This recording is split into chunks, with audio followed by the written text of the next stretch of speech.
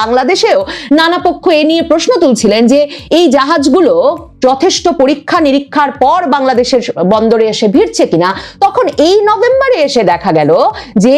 এমন বস্তার পর বস্তা কন্টেইনার ভর্তি আমদানি হয়েছে যেটাকে বলা হচ্ছে পাখি খাদ্য, কিন্তু আসলে তার ভেতরে আছে নিষিদ্ধ মাদক পপি বীজ। মানে পাকিস্তানের কাস্টমস থেকে কোনো দেখভাল ছাড়াই এটি বন্দর ছেড়ে বাংলাদেশের বন্দরে এসে ঠেকেছে এবং পরে বাংলাদেশের কাস্টমস কর্মকর্তাদের দক্ষতায় এবং তথ্য পাওয়ার ভিত্তিতে সেটা উদ্ধার হয়েছে। তো এহেন পাকিস্তান এখন বাংলাদেশের দুয়ার আরো উন্মোচিত করতে চাইছে, একটা দীর্ঘমেয়াদী সামুদ্রিক সহযোগিতার কাঠামো চাইছে বাংলাদেশের শিপিং কর্পোরেশনের সঙ্গে। পৃথিবীর প্রায় কোনো দেশের সঙ্গে রাজনৈতিক, অর্থনৈতিক, বাণিজ্যিক কিংবা একটা পারস্পরিক সুসম্পর্ক, আস্থা, বিশ্বাসের সম্পর্ক গড়ে না উঠবার ফলে সম্ভবত পাকিস্তান বাংলাদেশের সঙ্গে সম্পর্ক আবারও 2024-এর আগস্টের পর প্রায় 5 দশকের বেশি সময় পর স্বাভাবিক হয়ে ওঠার পর একেবারে আষ্টে পৃষ্ঠে বাংলাদেশকে জড়িয়ে ধরতে চাইছে। মানে পাকিস্তানের বিষয়টা এমন যে তার অর্থনৈতিক অবস্থা যতটা খারাপ, তার রাজনৈতিক অস্থিরতা সবসময় দশকের পর দশক ধরে যে ধরনের তুঙ্গে, সন্ত্রাসবাদের অস্থিরতায় দেশটি যেভাবে কাবু,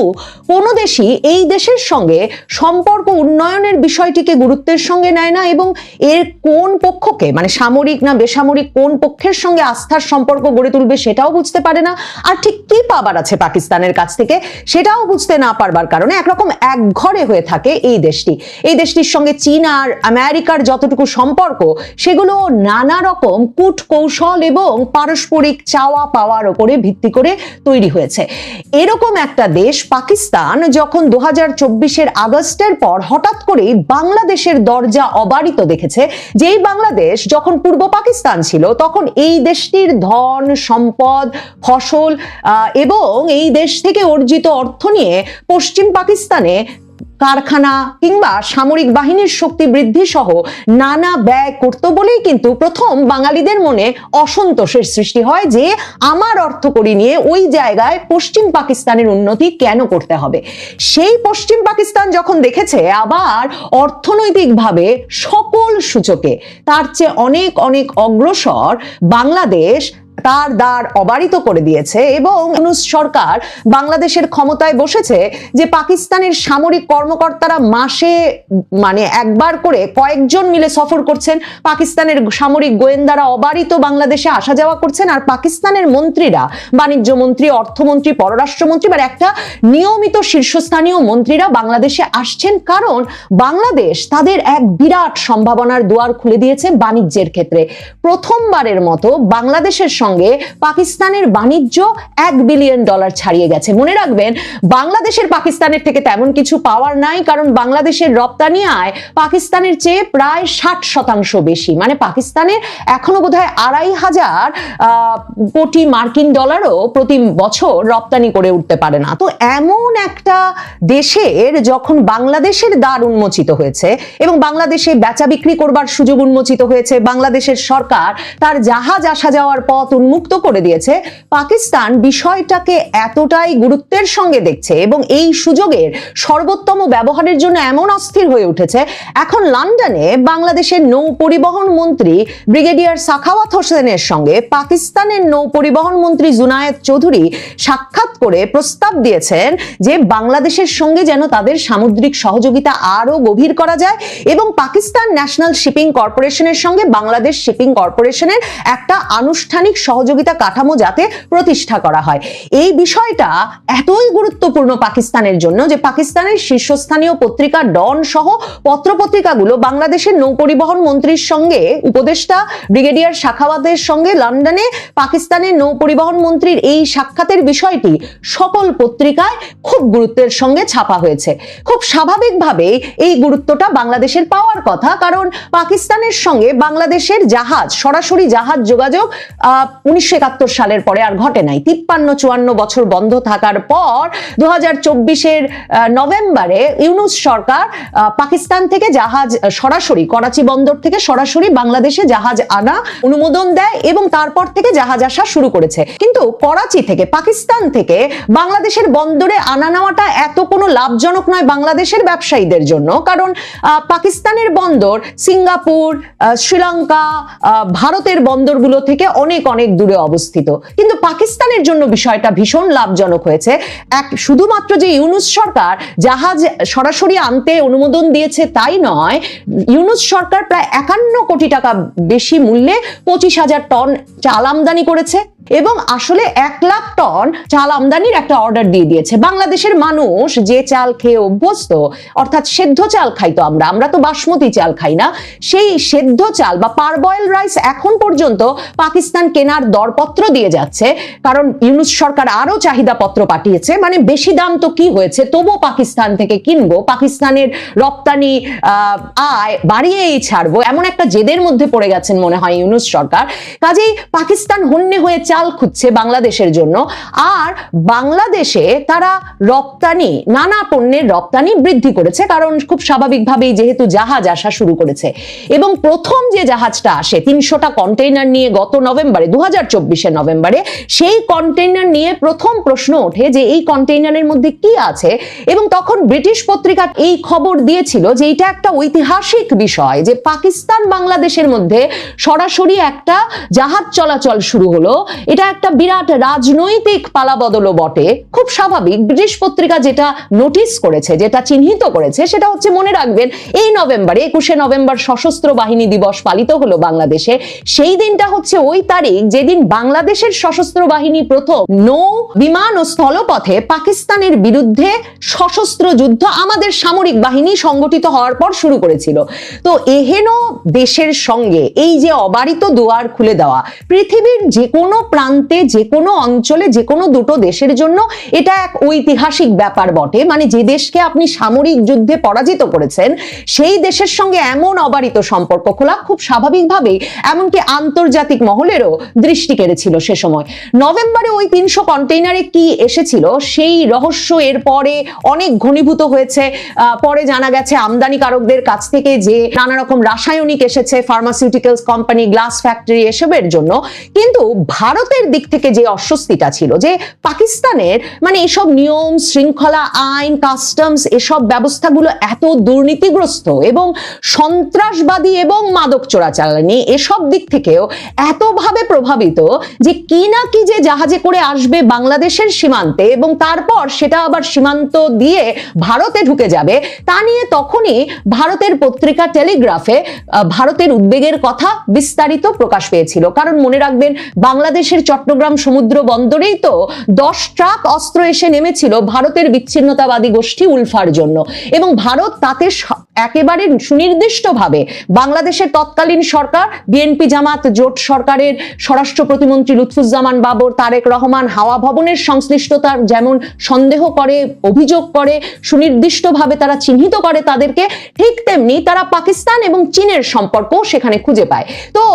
এহেন পাকিস্তান থেকে জাহাজ আসছে, সেটা যে একটা নিরাপত্তা ঝুঁকি, তা নিয়ে ভারতে যখন একরকমের শঙ্কা নিয়ে আলাপ হচ্ছিল, বাংলাদেশেও নানা পক্ষ এ নিয়ে প্রশ্ন তুলছিলেন যে এই জাহাজগুলো যথেষ্ট পরীক্ষা নিরীক্ষার পর বাংলাদেশের বন্দরে এসে ভিড়ছে কিনা। তখন এই নভেম্বরে এসে দেখা গেল যে এমন বস্তার পর বস্তা কন্টেইনার ভর্তি আমদানি হয়েছে যেটাকে বলা হচ্ছে পাখি খাদ্য, কিন্তু আসলে তার ভেতরে আছে নিষিদ্ধ মাদক, পপি বীজ। মানে পাকিস্তানের কাস্টমস থেকে কোনো দেখভাল ছাড়াই এটি বন্দর ছেড়ে বাংলাদেশের বন্দরে এসে ঠেকেছে এবং পরে বাংলাদেশের কাস্টমস কর্মকর্তাদের দক্ষতায় এবং তথ্য পাওয়ার ভিত্তিতে সেটা উদ্ধার হয়েছে। তো এহেন পাকিস্তান এখন বাংলাদেশের দুয়ার আরো উন্মোচিত করতে চাইছে, একটা দীর্ঘমেয়াদী সামুদ্রিক সহযোগিতার কাঠামো চাইছে বাংলাদেশের শিপিং কর্পোরেশনের সঙ্গে, এবং তাতে বিরাট সম্ভাবনা বাণিজ্যের এবং সাগর খুলে যাওয়ার, বঙ্গোপসাগরে তাদের অবস্থান বারবার এক বিরাট সম্ভাবনা পাকিস্তানের সংবাদ মাধ্যম দেখছে। এখন লন্ডনে যে প্রস্তাব পাকিস্তান দিয়েছে, সেখানে তারা যৌথ কন্টেইনারের কথা বলেছে, বাল্ক শিপিং পরিষেবার কথা বলেছে, প্রযুক্তিগত প্রশিক্ষণ কর্মসূচির কথা বলেছে যে করাচি বন্দরে এখন টার্ন অ্যারাউন্ড টাইম বা মানে মাল খালাসের টাইম কত কমে এসেছে এবং বাংলাদেশের কন্টেইনার চাইলেই করাচি বন্দরে থেমে তারপর সেখান থেকে ছোট জাহাজে করে বাংলাদেশে নিয়ে আসা সম্ভব। কিন্তু বাংলাদেশের ব্যবসায়ীরা যখন পাকিস্তানের বাণিজ্য মন্ত্রীরা থেকে শুরু করে পাকিস্তান বাংলাদেশ বাণিজ্য দুদেশের জেইসি অর্থাৎ বাণিজ্য কোঅপারেশন সহযোগিতা যে কমিটি সেগুলো যখন আবার পুনরুজ্জীবিত করা হলো, তখনও বাংলাদেশে বিশেষজ্ঞ আর ব্যবসায়ীরা যেটা বলছিলেন যে পাকিস্তানের করাচি বন্দরের চেয়ে শ্রীলঙ্কা, সিঙ্গাপুর, এসব এমনকি সিঙ্গাপুর বন্দর, এসব বন্দর এত কাছে বাংলাদেশের যে কোনো কোনো রকম ভাবে সময় বা আর্থিক বিবেচনায় করাচি বন্দর বাংলাদেশের সাথে সরাসরি জাহাজ চলাচল যেমন লাভজনক করা কঠিন, সেখান থেকে শুধু করাচি থেকে পণ্য নিয়ে আসলে সেটাকে লাভজনক করা যেমন কঠিন, তেমনি বাংলাদেশের জন্য, বাংলাদেশের পণ্য আমদানিকারকদের জন্য অন্য দেশ থেকে নিয়ে এসে করাচিতে থামিয়ে সেখান থেকে পণ্য খালাস করে বাংলাদেশে নিয়ে আসারও কোনো অর্থ নাই। তাহলে এই যে পাকিস্তানের অতি আগ্রহ, সেই অতি আগ্রহের একমাত্র কারণ বাংলাদেশে যেহেতু এখন অবাধে তারা পণ্য রপ্তানি করতে পারছে, সরকার G2G খুলে দিয়েছে, গভর্নমেন্ট টু গভর্নমেন্ট চুক্তিতেও তারা অবাধে বাসমতি চাল দ্বিগুণ দামে বাংলাদেশে, কয়েক গুণ বেশি দামে বাংলাদেশে পাঠাতে পারছে। এসব সুবিধা যেমন আছে তেমনি তারা দেখছে যে বাংলাদেশে যদি তারা এমনকি পাকিস্তানি সালোয়ার কামিজ পাঠানোর যে বাজার আছে, কারণ বাংলাদেশের মানুষের কেনার সক্ষমতা পাকিস্তানের চেয়ে অনেক বেশি, তাহলেও বাংলাদেশে তারা দেখে যে তারা তাদের পণ্য রপ্তানি $3 বিলিয়ন উন্নীত করতে পারবে এই বাংলাদেশে। মানে ইউনূস সরকারের আমলে তা গিয়ে ঠেকেছে $1 বিলিয়ন,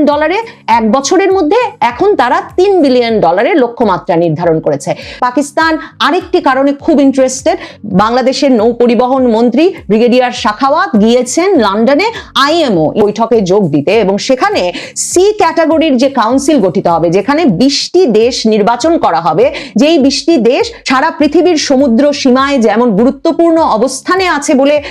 তাদেরকে চিহ্নিত করা হবে, তেমনি যারা পরবর্তীতে বিশ্বের সমুদ্র অঞ্চল কিভাবে সামুদ্রিক পথ, সমুদ্র অঞ্চল কি করে ব্যবহৃত করা যাবে সবচেয়ে গুরুত্বের সঙ্গে, কি করে সমুদ্রের নিরাপত্তা এবং বাণিজ্য বৃদ্ধি করা যাবে, এসব কৌশল নির্ধারণে যে 20টি দেশ সবচেয়ে গুরুত্বপূর্ণ ভূমিকা রাখবেন, বাংলাদেশ থেকে ব্রিগেডিয়ার শাখাওয়াত প্রতিনিধি দল নিয়ে গেছেন ওই 20টি দেশের মধ্যে ঢোকা যায় কিনা সেটির জন্য প্রতিদ্বন্দ্বিতা করতে। পাকিস্তান সরাসরি বাংলাদেশকে অনুরোধ করেছে যে যাতে পাকিস্তানকে বাংলাদেশ এক্ষেত্রে সমর্থন দেয়, পাকিস্তানকে বাংলাদেশ যদি সমর্থন দেয় তাহলে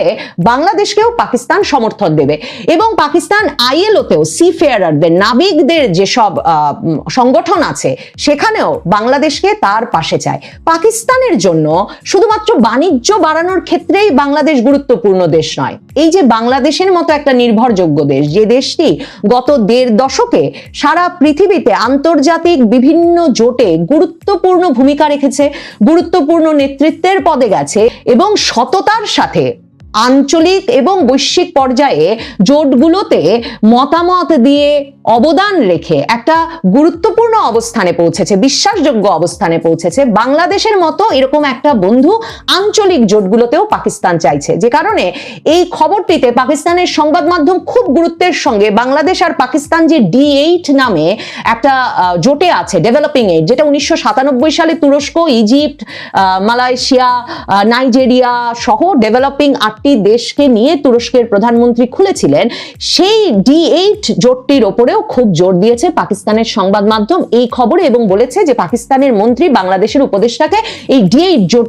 জোটকে আরো সক্রিয় করার বিষয়েও আলাপ করেছেন। পাকিস্তান বাংলাদেশকে আষ্টে পৃষ্ঠে জড়িয়ে ধরতে চাইছে এর সমৃদ্ধি, এর সুনাম এবং আন্তর্জাতিক ক্ষেত্রে